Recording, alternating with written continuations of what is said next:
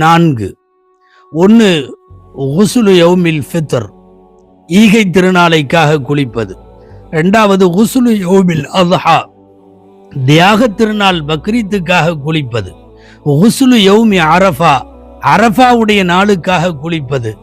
4வது குஸ்லுல் ஜும்ஆ, ஜும்மாவுக்காக வேண்டி குளிப்பது. அல்லாமா பைஹகி ரஹிமஹுல்லா அவர்கள் இமாம் ஷாஃபி ரஹ்மத்துல்லாஹி அலைஹி அவர்களிடமிருந்து இந்த செய்தியை பைஹகியிலே நக்கல் செய்திருக்கிறார்கள் என்பதை பார்க்கிறோம். ஜும்மா குளிப்பிற்கும் பெருநாள் குளிப்புக்கும் வித்தியாசம் உண்டு. ஃபஜ்ருக்கு பின்னால் இருந்து ஜும்மா வரை விசாலமான நேரம். எனவே ஃபஜ்ரு தொழுகைக்கு பின்னால் தான் குளிக்க வேண்டும் என்பார்கள் மார்க்க அறிஞர்கள் ஜும்மா தினம்.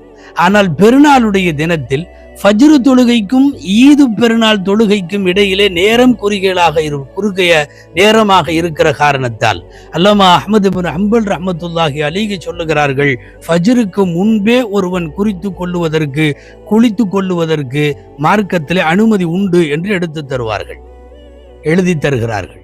அன்பானவர்களே, பெருநாள் என்று நாம் கவனத்திலே கொள்ள வேண்டிய அடுத்த அம்சம், புத்தாடையோ இருக்கிற ஆடைகளில் சிறந்த ஆடையோ. இன்னல்லாஹ ஜமீலுன் யுஹிப்புல் ஜமால், அல்லாஹ் அவன் அழகியவன், அழகை விரும்புகிறான். அந்த அடிப்படையில் பெருமானார் ஸல்லல்லாஹு அலைஹி வஸல்லம் பெருநாளைக்கென்று அணிவதற்கென்று விசேஷமான ஆடைகளை அவர்கள் வைத்திருந்தார்கள். அந்த ஆடைகளை அவர்கள் அணிவார்கள் என்றெல்லாம் நபிமொழிகளில் காண கிடைக்கிறது. வாருங்கள், அடுத்த செய்தி பெருநாளை குறித்து கவனம் செய்ய வேண்டியது, புத்தாடை உடுத்தியதற்கு பிறகு அத்தர் பூசுவது. அத்தர் பெருநாளைக்கென்று பூச வேண்டும். ஒரு சின்ன வித்தியாசம் உண்டு. ஒருவன் ஜும்மா தொழுகைக்கு அத்தர் பூசுகிறான், அது ஜும்மா தொழுகைக்காக. பெருநாள் என்று அத்தர் பூசுகிறான், பெருநாள் தொழுகைக்காக அல்ல, அது பெருநாளைக்காக. ஒரு சின்ன வித்தியாசம் இங்கே உண்டு. ஒண்ணுமில்லை, ஒரு சின்ன உதாரணம்.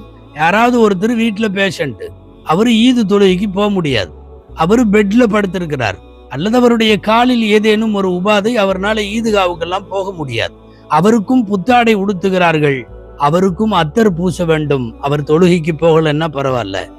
ஈது பெருநாள் என்று பூசப்படுகிற அத்தர் நறுமணம் என்பது பெருநாளைக்கானது. ஜும்மா அன்று பூசுவது ஜும்மாவினுடைய தொழுகைக்கானது என்கிற கவனம் இங்கே கொள்ளப்பட வேண்டும். வாருங்கள், மிக முக்கியமான அமல். குளித்து விட்டோம், நல்ல ஆடை உடுத்து விட்டோம், அத்தர் பூசிவிட்டோம், பெருநாள் தொழுகைக்கு போக வேண்டும்.